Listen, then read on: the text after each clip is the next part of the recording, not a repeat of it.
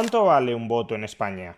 A raíz de la información que hemos ido conociendo sobre la compra del voto por correo en varias localidades españolas, como Melilla o Mojácar, parece que el precio que se está pagando en términos promedio por un voto en España oscila entre los 80 y los 100 euros, con picos de hasta 200. O dicho de otra manera, muchos votantes en España valoran su voto en alrededor de 100 euros. Están dispuestos a desprenderse de él a cambio de 100 euros o incluso 80 euros.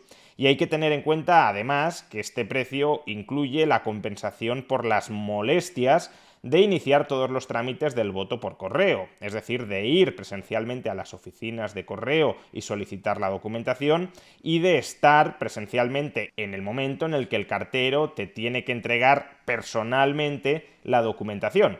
Por tanto, a la hora de la verdad es probable que el valor específico del voto, quitando esta compensación por los trámites y las molestias, sea para muchos ciudadanos inferior a 100 euros. Y creo que este dato, que el voto para muchos españoles vale 100 euros o incluso menos, nos permite efectuar tres reflexiones muy pertinentes. Primera reflexión: ¿por qué el valor subjetivo que atribuyen muchos votantes a su voto es tan bajo, 100 euros o menos de 100 euros? Pues la razón es bastante sencilla, y es que el valor objetivo que tiene un único voto también es bajísimo.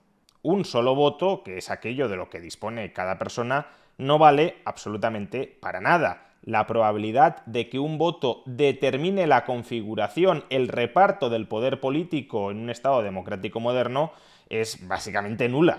Repito, estoy hablando de un único voto, que es aquello sobre lo que cada persona puede disponer y vender.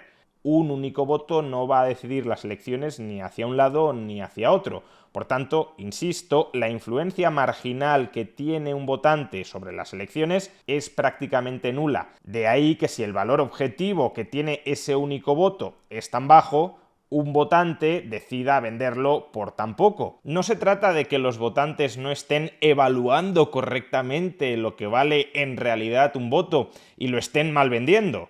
No, al contrario, los votantes, la mayoría de votantes que están dispuestos a vender su voto por tan poco, entienden que ese voto objetivamente no vale nada. O dicho de otra manera, el bajo precio de cada voto no es consecuencia de una percepción incorrecta de la realidad, sino de una percepción correctísima. Y de hecho, si los compradores de votos solo pudieran comprar un único voto, muy probablemente tampoco estarían dispuestos a pagar prácticamente nada por él, porque, repito, el valor objetivo de un voto en aislado, tiende a cero.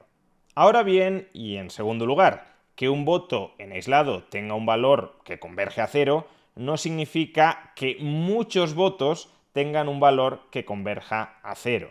Cuando uno es capaz de comprar no solo un voto, sino muchos votos, existe un efecto red que progresivamente va dotando de mayor valor a cada uno de los votos que estás adquiriendo, porque cuantos más votos poseas, más incrementas la probabilidad de ser tú quien determina la configuración del poder político en una determinada sociedad democrática. Y claro, en nuestras sociedades democráticas hiperestatalizadas, donde se otorga una carta blanca al Estado para que haga prácticamente lo que sea dentro de nuestras vidas, es decir, donde se reconoce una soberanía casi absoluta al poder político, ni siquiera a efectos prácticos limitada por la Constitución, dado que la propia Constitución puede ser reformada a través del voto. En estas sociedades hiperestatalizadas, de donde le atribuimos al Estado un poder casi absoluto, ser capaz de determinar la dirección de ese poder casi absoluto tiene un valor elevadísimo.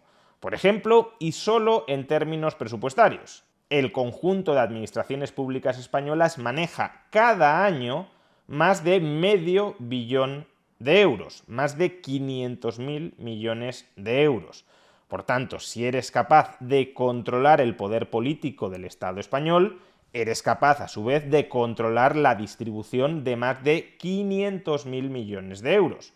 Por no hablar de que, claro, también puedes aprobar normativas que te permitan orientar las dinámicas sociales en tu favor. Por ejemplo, repartiendo premios, privilegios a tus amigos y repartiendo sanciones, castigos a tus enemigos.